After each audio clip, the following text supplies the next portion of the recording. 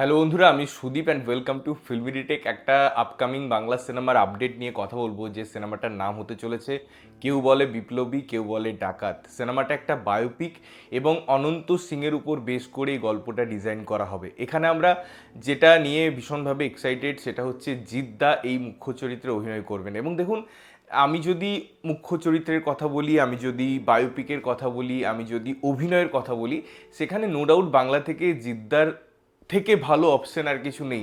শুধুমাত্র রয়্যাল বেঙ্গলে তার সাকসেসের জন্য নয়, আমরা যদি তার ফিল্মোগ্রাফি নিয়ে কথা বলি, তার ক্যারেক্টার ডেপথ নিয়ে কথা বলি, ক্রাফট নিয়ে কথা বলি, সেগুলোতে তিনি সবসময় অনবদ্য। সেটা কমার্শিয়াল সিনেমা হোক বা ভিন্নরূপী সিনেমা হোক, কখনো আমরা আর্ট সিনেমাতেও তাকে দেখেছি কাজ করতে। সুতরাং তার অভিনয়, তার দক্ষতা, তার ক্রেডিবিলিটি, এগুলো নিয়ে কোনো কোয়েশ্চেন কখনো হয়নি মানুষের মধ্যে। এবং তারা ভীষণভাবে জিদ্দাকে ভালোবাসে এবং আমরা সেগুলো রূপান্তর হতে দেখেছি। আমরা জিদ্দার প্রোগ্রেশন দেখেছি একের পর এক সিনেমায়। তো আমার মনে হয় সেই চরিত্রগুলো করার জন্য, সেই ক্যারেক্টারটা করার জন্য জিদ্দার থেকে ভালো অপশন কিছুই হতে পারে না।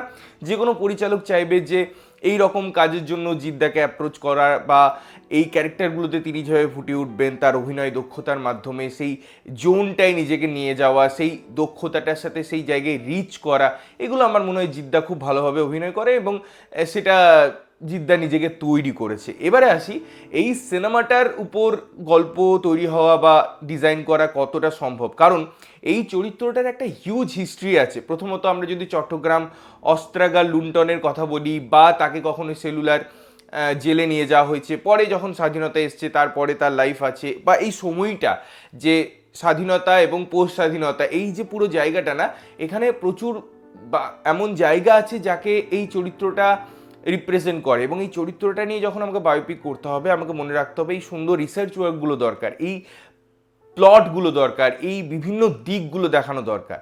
এবারে সেই জিনিসগুলোকে দেখানোর জন্য যখন যে জিনিসগুলোর প্রয়োজন করে, সেগুলো হচ্ছে একটা টিম, একটা ডাইরেক্টোরিয়াল টিম, একটা রিসার্চ টিম, রাইটিং টিম। এবং এখানেই না আমার একটা কোয়েশ্চেন তৈরি হয় যে এই সিনেমাটা কি আদৌ এই পরিচালক তৈরি করতে পারবে। কারণ পথিকৃৎ বসুর আমি যদি তার সাকসেস স্টোরিজ দেখি, তার যদি রেটিং দেখি, সে বেশিরভাগ কমার্শিয়াল সিনেমা করেছে এবং সেই কমার্শিয়াল সিনেমায় তার বক্স অফিস কালেকশন হোক, সিনেমার মান হোক, কোনোটাই ওয়ার্ক করেনি। প্রিভিয়াস কাজে তো অন্তত নয়। একের পর এক সিনেমা ফ্লপ, এত বড় বড় স্টারের নাম, মিঠুন চক্রবর্তী, এই সেই, বাট সিনেমাগুলো মুখ থুবড়ে পড়েছে। Recent cinema Shriman versus Shrimati disaster.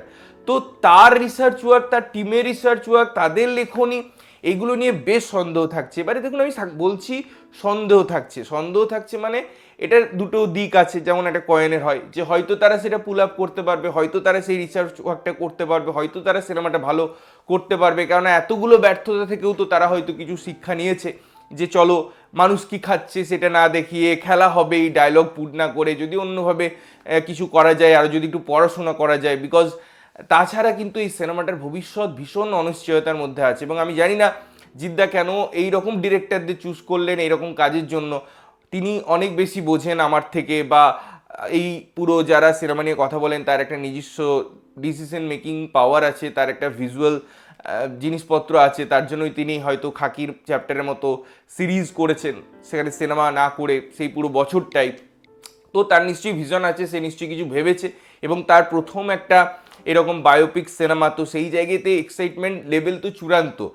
But একটাই আবারও কোশ্চেন থাকছে যে এই টিমটা যারা একের পর এক বাংলা সিনেমাকে ফ্লপ দিয়ে এসেছে, বিভিন্ন ইন্ডাস্ট্রির প্রোডাকশনকে ফ্লপ দিয়ে এসেছে, তারা কি জিদ্দাকে হ্যান্ডেল করতে পারবে? তারা কি এরকম স্টোরি হ্যান্ডেল করতে পারবে? তাদের কাছে কি এই ক্রেডিবিলিটিটা আছে যে তারা রিসার্চ ওয়ার্ক এত সুন্দর করতে পারবে? তাদের কাছে কি এই ক্রেডিবিলিটিটা আছে যে তারা ভালো একটা গল্প লিখতে পারবে, স্ক্রিন প্লে ডিজাইন করতে পারবে, ওই সময়টাকে হোমাজ দিতে পারবে, ওই সময়টাকে রিপ্রেজেন্ট করতে পারবে, ওই পিরিয়ডিক গল্পের যে একটা ফিল হয়, এসেন্স হয়, সেটাকে হোল্ড করতে পারবে? তো বিভিন্ন কোশ্চেন আছে যেগুলো থাকাটা খুব স্বাভাবিক। বাট সিনেমাটা নিয়ে কখনোই তার জন্য নেগেটিভিটি হওয়া উচিত নয় যে চলো এরা ফ্লপ দিয়ে এসেছে বলে ফ্লপই হবে। হয়তো কমপ্লিটলি আলাদা হতে পারে, খুব ভালো হতে পারে সিনেমাটা।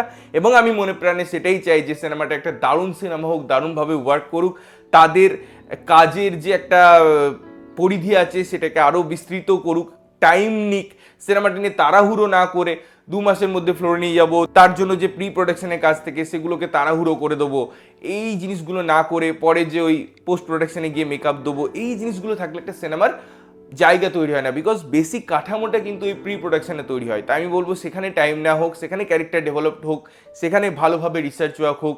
বাকি তো তারা ডিসাইড করবে, মেকার্সদের অবশ্যই একটা পার্সপেক্টিভ থাকবে, তারা কিভাবে দেখছে সেটা দেখার জন্য আমরা মুখিয়ে থাকবো অডিয়েন্স হিসাবে। বাকি অনেক শুভেচ্ছা থাকলো পুরো টিমকে এই সিনেমাটার জন্য এবং জিদ্দাকে নতুন অবতারে দেখার জন্য। তো আমরা প্রত্যেকে সুপার এক্সাইটেড। তোমাদের কেমন লাগছে নিউজটা, তোমরা কতটা এক্সাইটেড অবশ্যই কমেন্ট করে জানিও। ততক্ষণের জন্য ভালো থাকবে, সুস্থ থাকবে এবং সবসময় ভালো জিনিস দেখবে। চ্যানেল যদি প্রথমবার দেখছো লাইক কমেন্ট শেয়ার করতে হবে, সাবস্ক্রাইব করতে হবে যাতে প্রত্যেকটা নোটিফিকেশন তোমাদের কাছে পৌঁছায়। দেখা হচ্ছে অন্য কোনো ভিডিওতে, ততক্ষণের জন্য টাটা।